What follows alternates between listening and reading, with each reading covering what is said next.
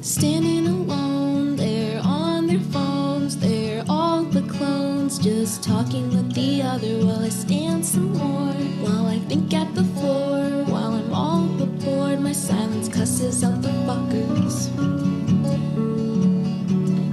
Welcome, everybody. Here we are. We're talking with Liz Uninvited out of Toronto, Canada, a neighbor to my west. And I was really excited about this conversation because Liz is an up-and-coming artist who is about to begin her musical career in a lot of ways. And we're going to talk all about it and what the future holds. So Liz, thanks so much for joining me today and taking a little time to share your perspectives on music and you. Thank you. Thank you for having me. Awesome. So Liz, tell me a little bit about how it all started for you. When did music start to like kind of percolate inside you of this is an avenue? I know you're an artist as well, not only a musician, but you're also a great artist. How did music come into that program of yours of this artistic journey that you're on so far? So I mean, I've always been really drawn to music from like a young age, like obsessing over like different musicians and bands. But like most recently, well, not that recently, but like maybe like 5 years ago, like when I started getting really into like singer-songwriter type of music, like Elliott Smith, Alex G, just to name a few, that kind of genre. That's kind of when I started wanting to like actually play that type of music. I didn't really think of writing it myself at that time because I couldn't even fathom how to do that because I've been playing classical piano for like 12 years. And I mean, they don't teach you how to improvise and like how to make your own stuff. So that just wouldn't click in my brain. So I ended up getting a guitar just to play Elliott Smith music, which is kind of ridiculous because his music is so hard to start off with playing. Yeah. So I did that for a while. Some years passed. I kind of got tired of my guitar. Then I picked it up again. I started playing Alex G. And then listening to more Alex G, I was kind of like, but he sounds so unconventional and DIY. Like this is not the normal type of music I normally hear. His voice is subjectively good. That's what I want to say.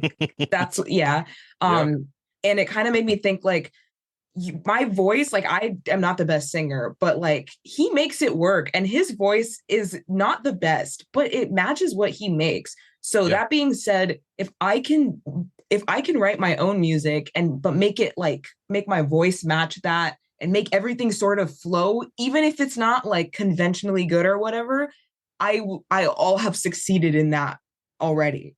So that's kind of how I started it. Sorry, that was like a long ramble. Yeah. No, but like, so you said that piano was something like, do you ever write songs on piano or is it always your go-to to go to guitar? Well, the thing is I've tried to write songs on piano, but it just, again, it does not click that easily. I'm still working through that classical barrier. So it's normally my guitar because I was still like in classical piano, like I was still in the program when I started writing my own music. So it was kind of like I was always doing like a tug of war between my music and then having to play like on piano, like classical or whatever. So it was usually my guitar. That was my escape. Yeah, totally. Yeah. I get that too, because like the piano, you kind of seen that as a structured, you got to read. There's not much interpretation or improv that you can do per se. So how did the idea of starting to like write your own songs? And I mean, I looked at your YouTube channel and it's prolific on, I mean, you've posted so many cool little videos of like starting of songs or covers that you've really liked. How did that interest in wanting to put yourself out there like that come to you? Well, I mean, before I started posting like my music online and everything, I would be doing that with my art. And I would be doing that like on TikTok and like Instagram. And I got very burnt out from that very fast. So I took a break from all of that for like a few months. And then I somehow started to want to make music. So then I kind of just went and started doing that. mainly on YouTube, because YouTube, thankfully, still is kind of like the innocent version of social media, if you will. It's still like old school, sort of, and it's kind of like whatever you want it to be, and you'll find your audience there. So it felt less stressful to post on YouTube. And it seems like there's a great interaction too with your listeners. You have quite a few followers. I mean, you're just starting this machine up, really, and you're getting some pretty cool comments on the stuff that you're putting up, which must be encouraging for you. Yes, very encouraging. It propels things forward. Yes, no, exactly. Yeah. And what's your process around writing songs? Like, before you go on to YouTube and say, okay, I'm going to play this and, put it out there. How do you come to a song? How does it come to you? I guess I should say. It really depends, but normally it's kind of like, usually it's like, I just feel like I have this stuff internally, like this pressure internally that's like, I need to somehow put into something. Like I don't know how to explain it properly, but it's like music is like an outlet to me, at least. So it's like when I have a lot of stuff going on, stuff I need to process. And then I kind of like will go to my guitar or whatever, and I'll just start playing random stuff. Maybe I'll I'll play through a song I already know. But usually it's like I'll just like hit a chord and maybe another chord, and then I'm kind of like, wait, this kind of is like a sequence, and then like my mind will be like, oh, like this melody goes, I don't know, it's kind of like really abstract. It's kind of like I just start piecing together melodies and it just kind of comes to me. But it's not like I'm playing anything like crazy or advanced. Like I'll be playing like the most basic chord, bar chord, whatever. And then I'm kind of like, it's mainly like my brain coming up with the melody. That's kind of yeah. And then what's happening in your life kind of infuses the lyrics into a melody that you've come up with. Yes, exactly. Like it's again like my lyrics, I would say, is kind of like the main thing that holds my songs together. Not that my songs are like not good without words, but I am a very wordy person, and I always need to put emotions and everything that I'm like thinking of or feeling into words. So the more words that actually convey like whatever it is I need to like think out, the better. Nice. Yeah. I like that. I really like your lyrics, by the way. Thank you. They are very profound. Like you're struggling with things and like trying to put things in order somehow, similar to what you were alluding to before, that it's this cathartic kind of getting it out of you onto paper, or just or onto video or whatever it might be. And so you're about to perform 2 shows, right, this summer, and correct me if I'm wrong, those are the June 5th and 16th. Yes.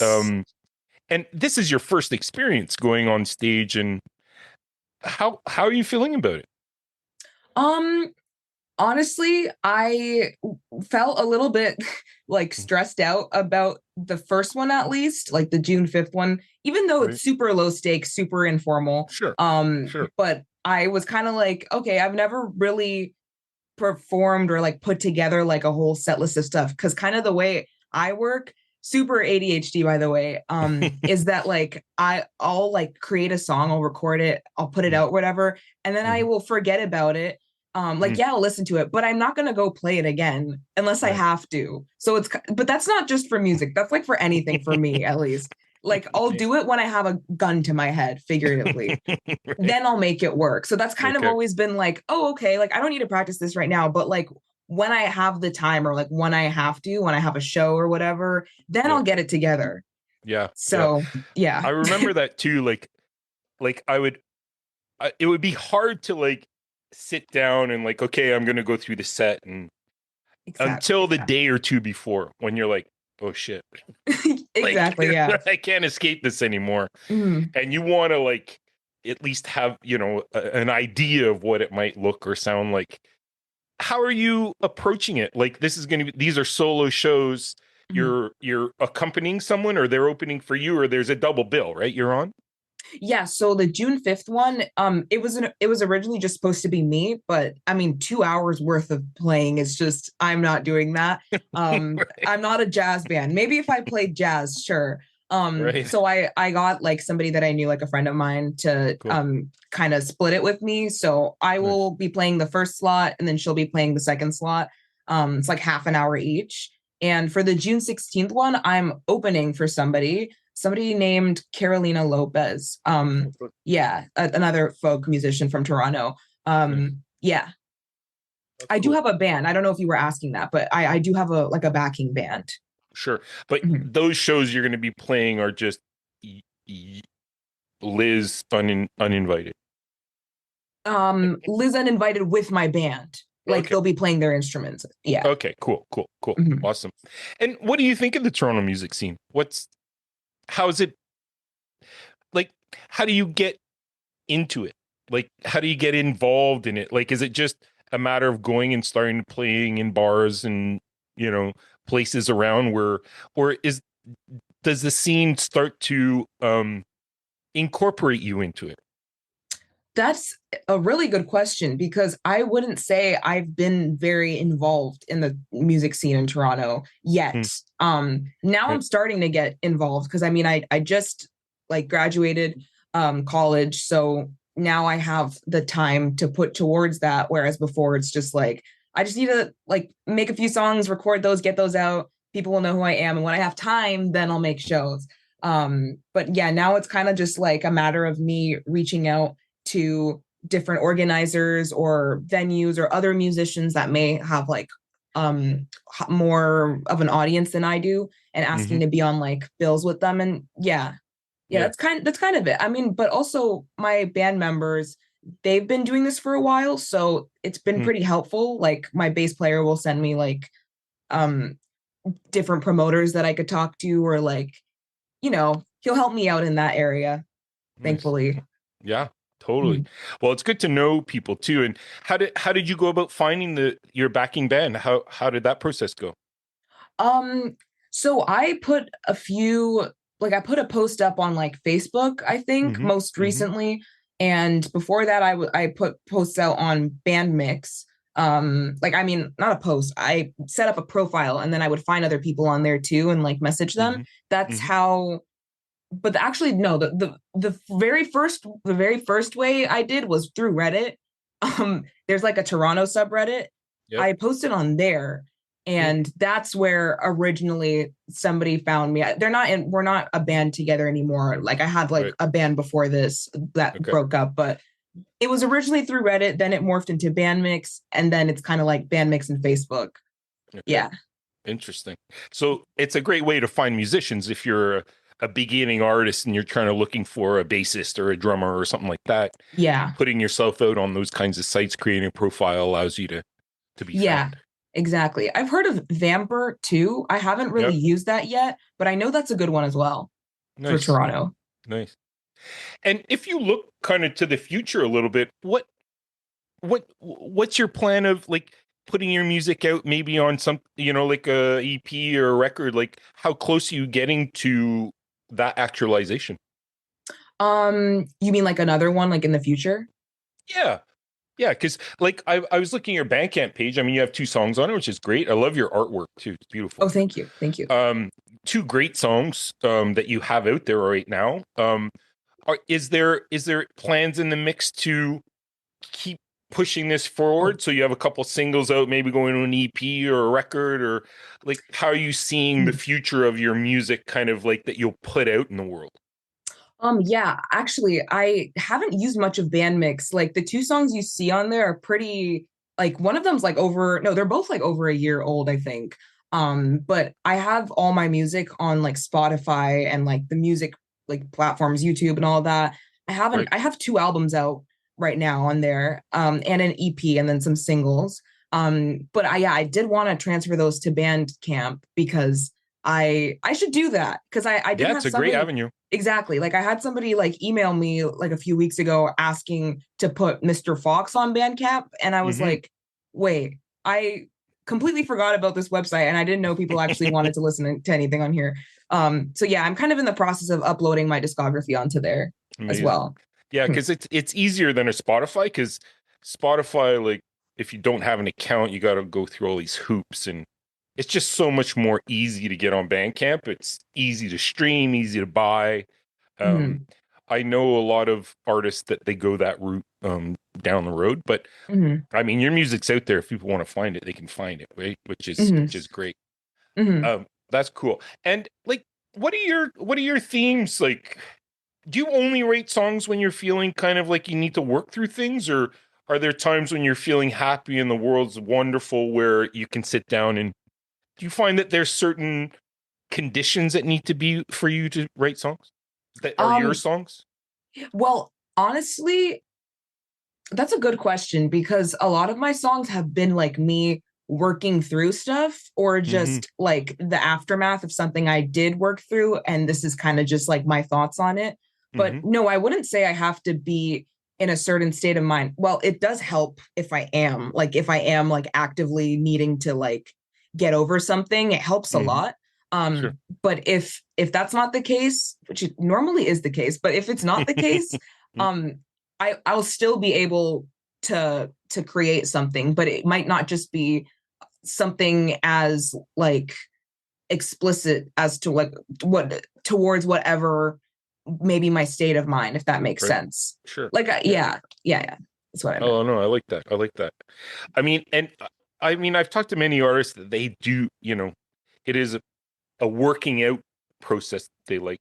But I really love that you immerse yourself in creative ventures. And it's not only your music. I mean, you do videos, you do art, like you really immerse yourself inside.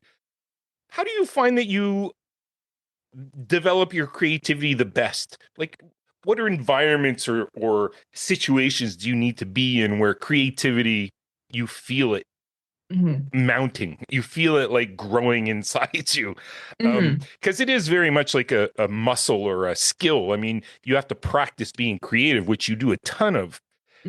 Are there different levels of creativity that you feel that come and go with you? Can you talk to that a bit? Creativity and your art that you do in particular? Sorry, I'm trying to think. Okay, do you mind breaking down your question a little bit? Sure. So creativity is a part of all art, right? It's something that you're not necessarily born with, but you have to like develop it over time. Yeah. How do you find that your creativity is best developed? Oh, okay. Honestly, it kind of depends, but I mean, I'm a very sensitive person. Like I'm sensitive to like every type of stimuli, if you will, like sound,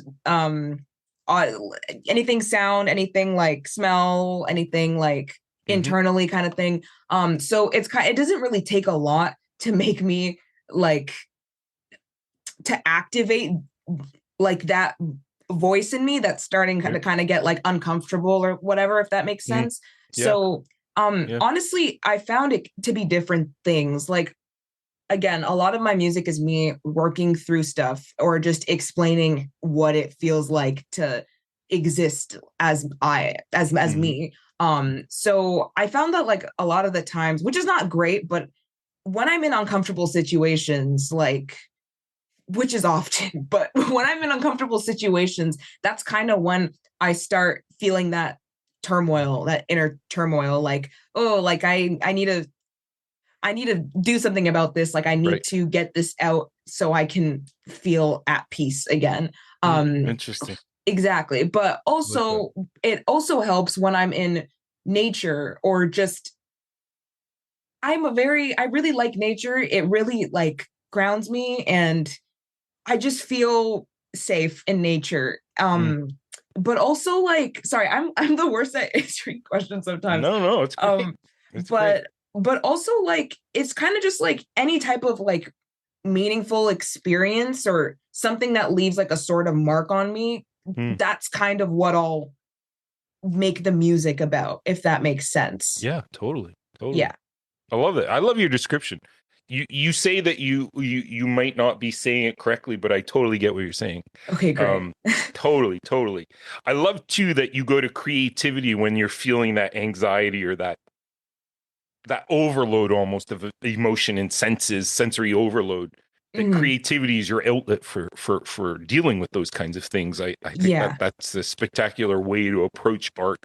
And I mean, most artists, that's what they do, right? Like I often ask artists, like, when do you write your most? And they always are in moments of conflict or struggle, or, I mean, it connects us to humanity much more, I find, when we're struggling, and then we can put something out that other people can connect to, that we're not all alone out here feeling like it's not only me that feels this stuff. Exactly. Yeah, go ahead. Sorry, I was gonna say, like, the thing is, it hasn't always been like this for me though. Before I actually wrote my own music and I would feel like this, I would kind of feel stuck. And that's where a lot of my my struggles were based, because it's like I didn't know how to make myself come back to like a stable place. Like, because I mean, I was an artist before I was a musician. Like I would draw and like paint a lot, but I wouldn't really know how to express my emotions through my art exactly. Which is, I mean, that's why I went into like illustration in college and all that.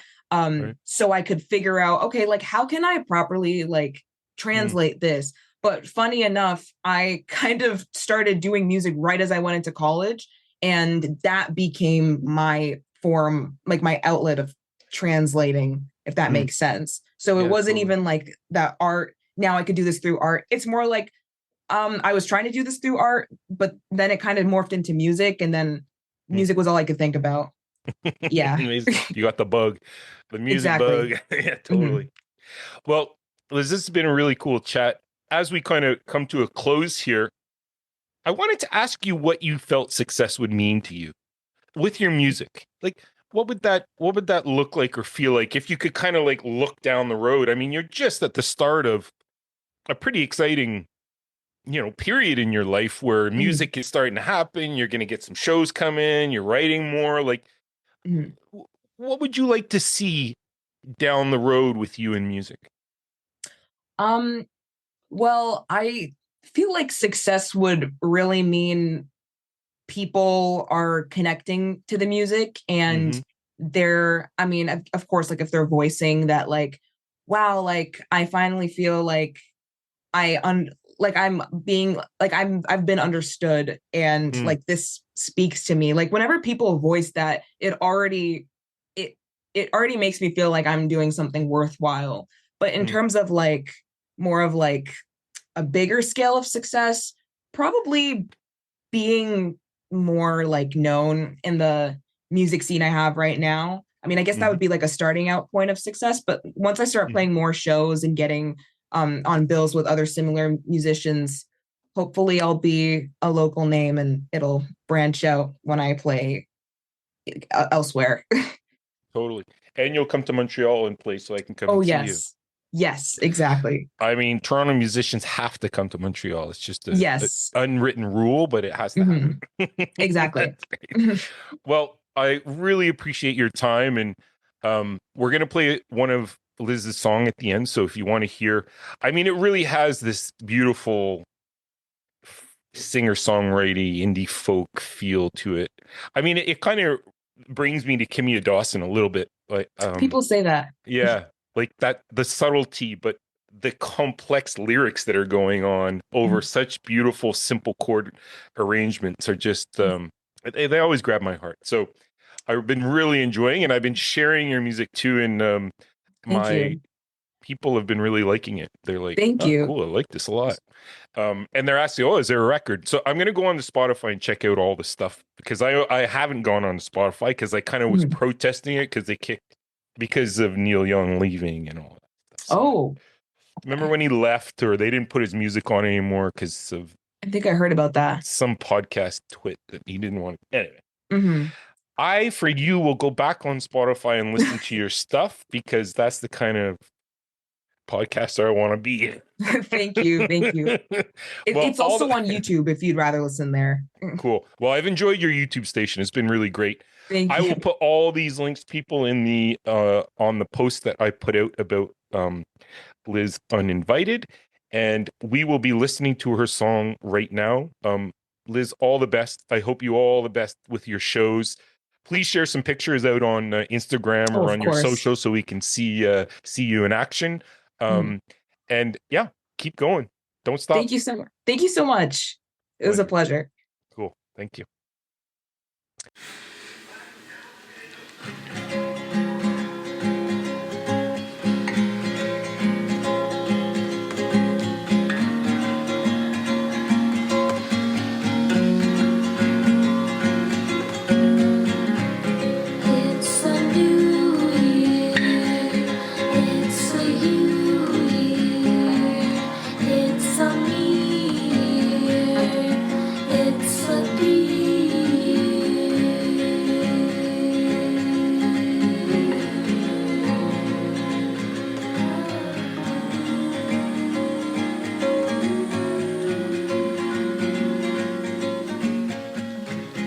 It's a fun year, it's a done year, it's the one year having you here.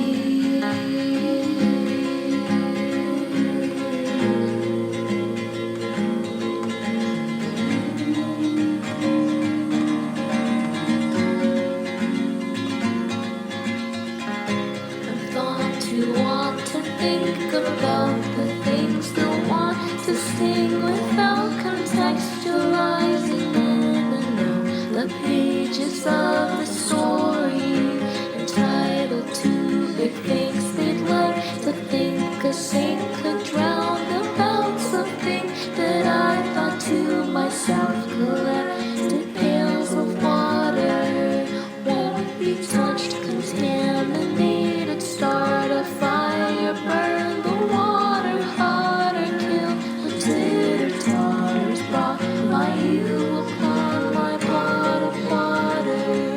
Won't blow out the flame that fuels the fire burning in my brain. Mistake me as insane, but blinds the eye. The trainer tries to train to pluck you from existence, vowing disregard towards the mistress darkening. The street here waits the mind's intruder to the play. Seduction of the pilot's pit will prep for landing to the place they came. Here comes the acid rain and fire's pit pulls up a shame puddle, staring back a saying you, but not without the sun.